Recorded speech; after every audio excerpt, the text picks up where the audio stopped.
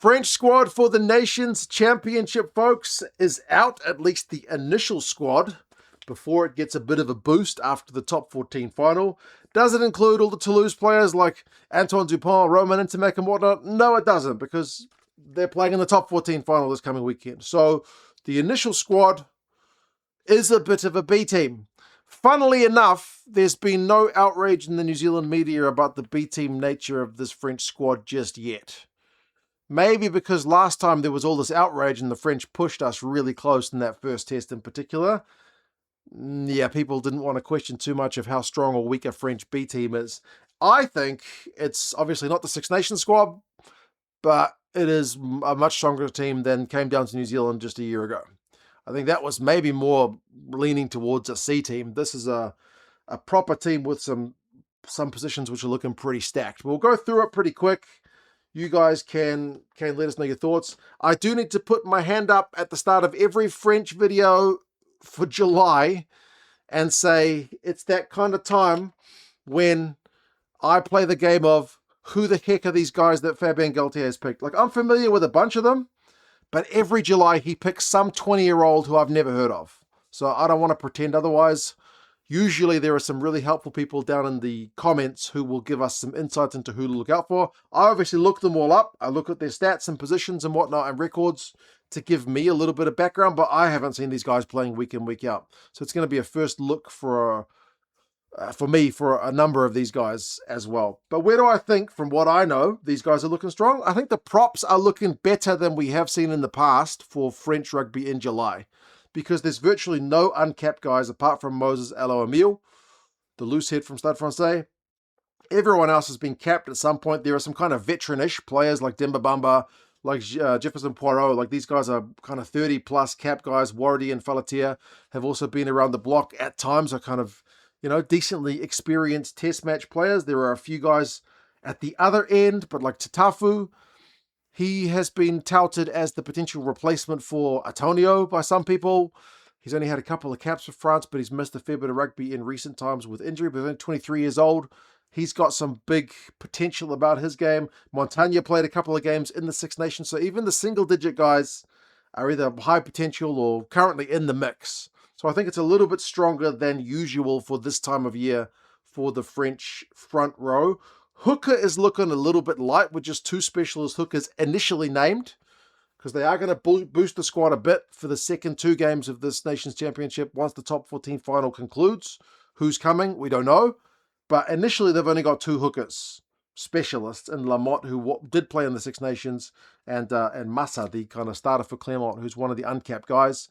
I'm assuming Poirot is the cover for the third hooker slot initially, and I'm assuming when some guys after the top 14 final concludes are freed up to potentially come down south, I'm assuming they send at least one hooker with them. The locks look good. You've got Arado there. You've got Boris Palu, who's had a number of years off French rugby, but he's back in the mix. You've got Tom Staniforth, the big unit of an Australian. He is one of the uncapped guys who I am familiar with after watching him play Super Rugby for years. Big lump of a man that never made his way into the Wallabies, but he was in the Six Nations squad for France and didn't get capped, but he's been in the mix, so Galtier seems to like the look of him. Guillard, whether he's playing lock or loose forward. Just a few years ago, he was one of those guys, Michael Guillard, who was like, I don't know who that guy is, and now he is just one of the best players in the French team. Such high work rate, such a physical presence, can play second row, can play back row. Really, really high work rate. He is genuinely one of my favorite players. And then the back row is like definitely different from what you're used to seeing. You're used to seeing like Gillon, Olivon, Aldrit. All those guys are not here. So you've got the kind of up-and-coming guys, the likes of a Mathieu, who had one game. I think in the Six Nations, Gozotti, has had one game. Bocheton has had a couple of games. So there's a Tisserand has had like 3 games. There's a bunch of guys who've been in the mix at some point, but not displaced the usual starters just yet. No Francois Claus. But you have got Jigou, who's like, he was one of the best guys in the Six Nations. He was a regular Six Nations guy. Big, dominant collisions. That's kind of what you're going to want to see from him. So the back row is a little bit less experienced, but by no means less kind of talented than the existing guys. Nines, they've initially gone with Ligorek and Luku, so I assume there is a spot for another 9 coming, but I know one of the uncapped guys Can also kind of cover 9. That's Matisse Ferti, who's like a winger fullback, but can also play number 9. So they've got a cover guy at 9. In the Six Nations, France did a lot of kicking off 9 with Dupont, and Luku was fantastic at that game, so I don't expect them to miss a beat. With Luku stepping in, he's a world-class player, and Ligarek, very, very kind of high try-scoring, high-energy number 9, right? Perfect guy to come off the bench, so I think Luku starts, Ligarek comes off the bench, and then Jalibert.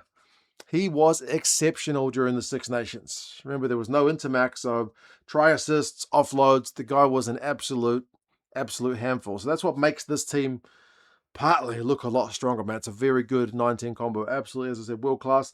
The midfield is also, I think, a real area of strength. You had this guy, Fabien Galthie, who had a cracking start to his French career. Only got a couple of caps, but he is very, very quick. Deporter, likewise, he's deceptively quick for a kind of big, rangy guy.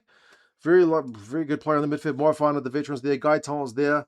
So, yeah, I think the midfield looks very class, despite the fact that it's not got the usual kind of, Fiku or, some of the other guys who've been in the mix throughout the years. And the outside backs, there are some inexperienced guys with Ferti, like I mentioned, Fournier, Grandidier, the sevens guy, and then the veteran, Penaud. Damien Penaud is back. Remember, he missed out on Six Nations selection. The 29-year-old, so, and Atisogbe. I almost forgot about Atisogbe. Goodness me. He, despite the fact that BLBRA, who's also missing from the squad, he's being rested. I know he plays for Bordeaux, but he's played a lot of minutes. He's being rested. But Atisogbe, just quietly, was very, very good in the Six Nations. Like, everyone was looking at BLBRA, but clean breaks, run meters, tries. I think BLBRA got like 9. Atisogbe was second with 5. Still scoring a lot of tries. Was very, very dangerous in the Six Nations. So they got some very good outside backs. Max Spring there as well. We're looking to add to his 1 cap. So, yeah, it is definitely a mixture. But as I said, I do think it is substantially stronger than the team which came down to New Zealand last year. Maybe I'm wrong, but that's what it feels like. Aldrit and Bourdieu, I think, are out injured. Woki's being rested. Bilbia is rested. We've still got Toulouse and Montpellier players potentially after the final. But yeah, it's a shame there's no Dréon as well. He was playing really good rugby for Toulon, but I think he's going to have heart surgery, which we obviously wish him a speedy recovery from. But yeah, it is going to be a bit different from what we're used to seeing in the Six Nations, but I look forward to seeing how they go. What are the expectations? I don't think the expectations will be that high for the New Zealand match, but there's a chance with New Zealand having a new coach, you catch the All Blacks before they're settled. So it's kind of going to be two unsettled teams against each other. All Blacks have got home advantage. All Blacks are going to be pretty decent favourites. So that one is kind of low expectations. The Australia match, once they've been boosted by some players after the top 14 final, becomes more realistic. Remember, Joe Schmidt's leaving his role with the Wallabies very soon. So it's, again, a potential chance to catch them. How many players they boost the squad with might make a difference on whether they're favourites or not, but that one seems like a very tasty one. I think whoever loses that game will be very disappointed. Like, that game is potentially a make or break game for both teams' Nations Championship. Like, if the Aussies win and they beat Italy, which is by no means guaranteed, they go 2 from 3 at least, depending on how the Ireland result goes, they'd be reasonably happy. If France lose to New Zealand, because it's the weakest squad we're likely to see, and then beat Australia, beat Japan, I think that'd be okay. But if they lose 2 of them, won't quite look as good. So that Australia match, I feel like, is a very crucial one. Then they've got Japan in Tokyo, which they obviously, I think, is a must-win. So you kind of go from your hardest to your easiest match. It would be so much nicer if the schedule was flipped. I would love to see France play Japan first, then go to Australia, and then bring your best team here to New Zealand. But it's unfortunate we're starting.